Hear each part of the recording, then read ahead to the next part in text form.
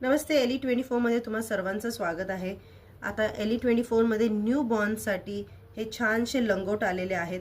याच्यामध्ये तुम्ही पाहू शकता हे कॉटन बेस्ड आहेत आणि हे नवीन बाळांसाठी खूपच चांगले असतात, कारण की इमिजिएटली डायपर यूज करता येत नाही, तर लंगोट घालावे लागतात।